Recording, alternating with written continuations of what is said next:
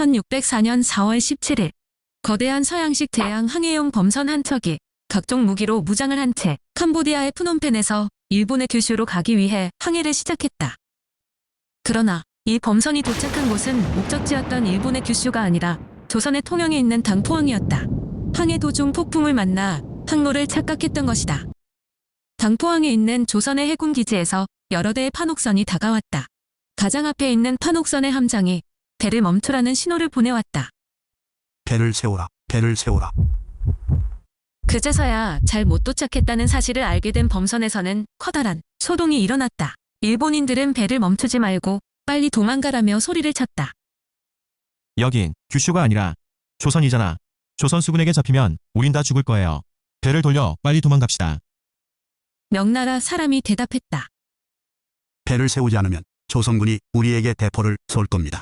그러면 배가 침몰할 것이고 우린 다 죽어요. 하며 일본인에 대항해 싸움이 일어났다. 배를 세우자는 명나라인과 도망을 가야 한다는 일본인과의 싸움에서 일본인이 배를 장악했고 명나라 사람의 목을 베는 일까지 벌어졌다. 명나라 사람은 조선군을 향해 소리를 치기 시작했다. 살려주세요. 우리는 명나라 사람입니다.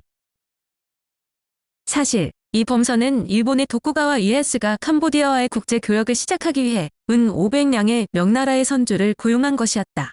조선과 일본은 7년이나 되는 긴 전쟁을 마친 직후였기 때문에 해안 경비가 무척 위협적이던 시기였다. 그래서 범선에 타고 있던 일본인들에겐 커다란 공포감이 든 것은 당연한 일이었다.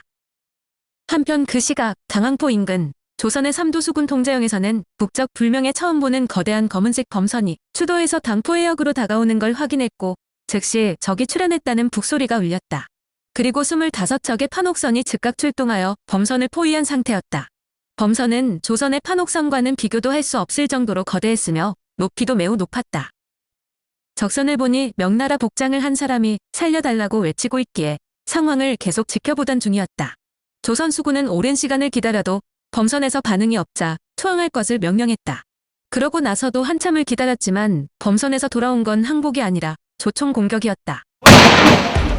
투항의 기미가 보이지 않자 조선군은 범선을 포위한 상태에서 일제히 총통을 발사했다.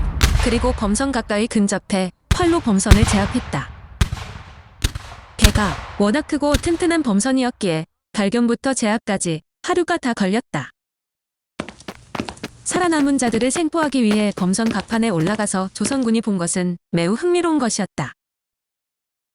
배에는 포르투갈인 조앙 멘드스를 비롯해 네덜란드, 아프리카, 중국, 일본 등 다양한 국적의 사람들이 타고 있었으며 생존자는 49명이었다. 배에는 캄보디아에서 일본의 도쿠가와 이에야스에게로 가는 상아와 콧불소뿔 같은 귀한 물건들이 실려 있었다. 생존자들은 조선에서 4개월 정도의 조사를 받은 이후 모두 다 배의 선주국인 명나라로 송환되었다. 전투 중 사망자에 대하여 명나라는 인정하는 입장이었고 그 보답으로 배를 발견한 이섬 그리고 전투에서 공을 세운 이경준과 신여량 장군에게 포상을 했다.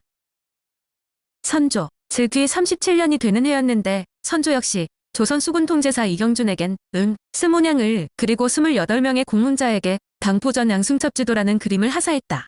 그 그림은 당포해전을 참관한 사람의 상세한 서술에 의해 전투 장면이 사실적으로 묘사된 그림이었다. 화면에서 보는 바와 같이 그림은 위에서 아래를 내려다 보이게 그려져 있다. 그림의 중앙에는 일본의 서양식 무장 범선과 4척의 조선배가 전투하는 장면이 묘사되어 있다. 배에는 군용기를 달았으며 일본의 무장 상선을 향해 돌격하는 조선 수군의 기세 당당한 모습도 묘사되어 있다. 조선시대 수군의 대표적인 전투선인 판옥선이 그려진 그림 중 가장 오래된 그림일 가능성이 높은 기안 그림이다.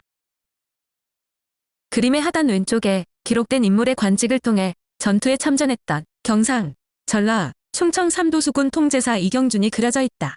그리고 경상 5도 수군 신여량, 충청도 수군, 송환정 등 충청, 전라, 경상, 하삼도 각 진해 수군 점철 제사와 이 그림을 하사받은 노홍의 이름이 적혀 있다. 1592년 이순신의 당포해전에 이어 그 시기에 벌어진 두 번째 당포해전이었다. 이 전투는 원래 당시 비변사의 공식 문서인 등록유초에 기록되었던 것인데 이 부분은 유실돼 알 수가 없었다가 국내 역사학자들이 베이징 대학교에 소장된 필사본을 찾아 뒤늦게 발굴된 소중한 역사이다. 임진 왜란 이후 조선은 강력한 해상 방위 태세를 갖추고 일본과 기후 조약이 체결되기까지 해상의 긴장 상태는 계속되었던 것이다. 1604년에 벌어진 이 해전은 조선 수군의 해상 방어에 매우 의미 있는 승전 역사이다.